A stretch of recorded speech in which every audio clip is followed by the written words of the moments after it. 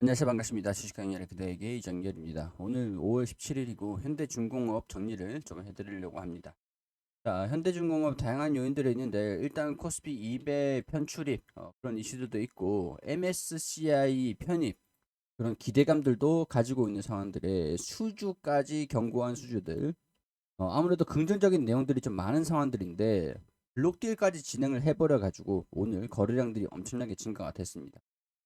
근데 항상 우리는 명목이 중요해요. 시장에 왜 블록딜을 했다라고 하면은 왜 블록딜을 했는지, 단순 시세 차익인지, 유상증자 같은 거, 무상증자를 배당 그런 것들 했을 때 왜 이런 금액들을 책정을 했는지 그 명분이 중요합니다.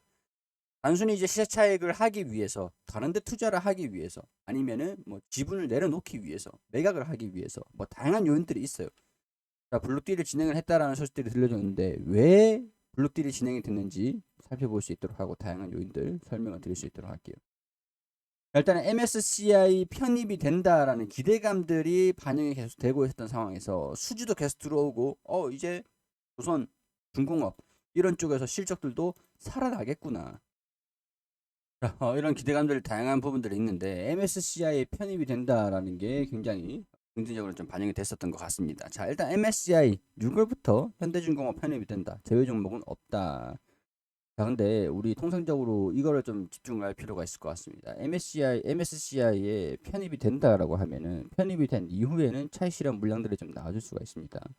이번에 블록딜을 한 것들의 뭐 명목상은 MSCI에 이제 편입이 되고 난 다음에 유통 물량들이 없으니까 유통 물량들을 좀 늘리기 위해서다.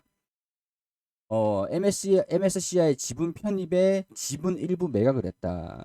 여기서 나온 것들인데 한국 구성 종목에 현대중공업이 편입된 데 따른 것이다. 유동성 확대를 위해서 여기 보면은 1821억 원의 시간 외 대량 매매 방식으로 매각을 했다라고 해서 이 지분이 78%로 낮아졌다. 이번 주식 처분 목적에 대해서는 유동성 확대를 통한 거래 활성화, 신사업 투자 재원 마련.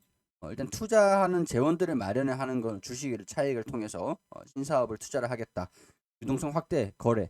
이거는 솔직히 좀 변명이라고 봅니다. 저는 MSCI에 편입이 되면서 시장에 유통되는 물량들이 없으면 오히려 좋은 거 아닌가요?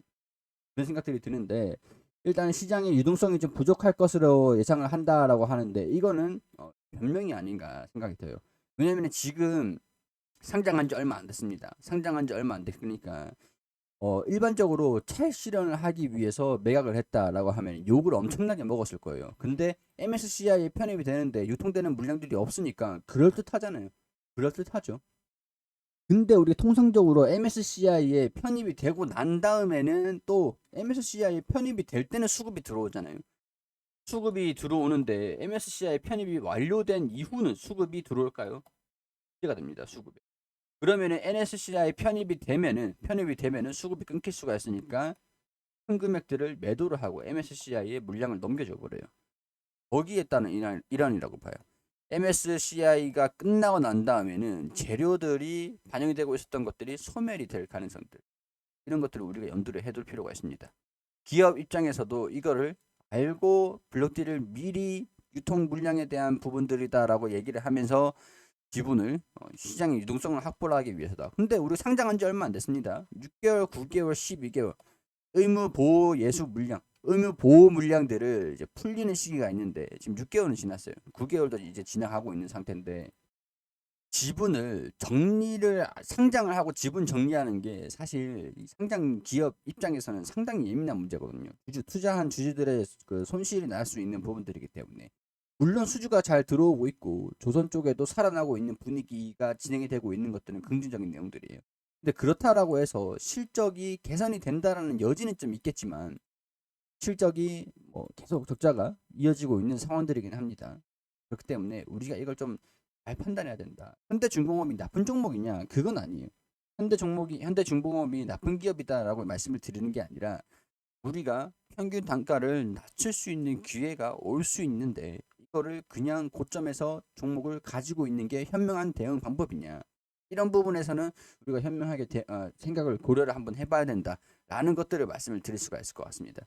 자, 여기서 일시적인 반등이 나와줄 수는 있어요. 일시적인 반등이 현대중공업이 6월부터 MSCI에 편입이 된다라고 하니까 여기에서 거래대금은 일단 작다. 패시브 매수 수요가 클 것이다. 일평균 거래대금 대비해서 패시브 수요가 클 것이다.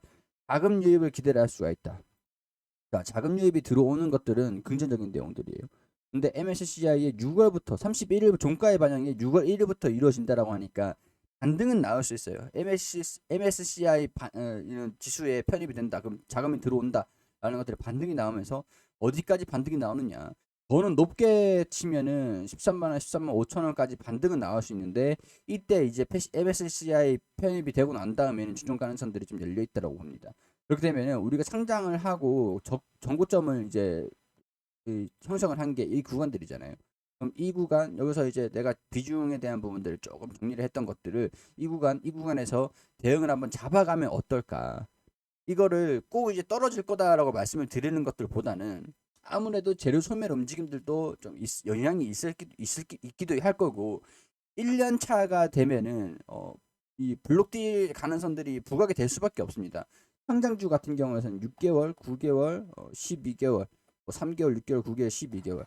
이때 지나면은 거의 최대 주주만 지분을 들고 있어요. 최대 주주만. 근데 최대 주주도 블록딜을 통해 가지고 매도를 할 수 있기 때문에 니네 상장을 시키고 난 다음에 매도를 하지 마. 이 기간 동안에서 이 족쇄가 풀리는 거기 때문에 언제든지 블록딜 상황이 좀 여의치 않다라고 하면은 지분 확보를 하고 신사업에 투자를 하기 위해서 매도를 진행을 했다. 차익 실현 확보를 한다.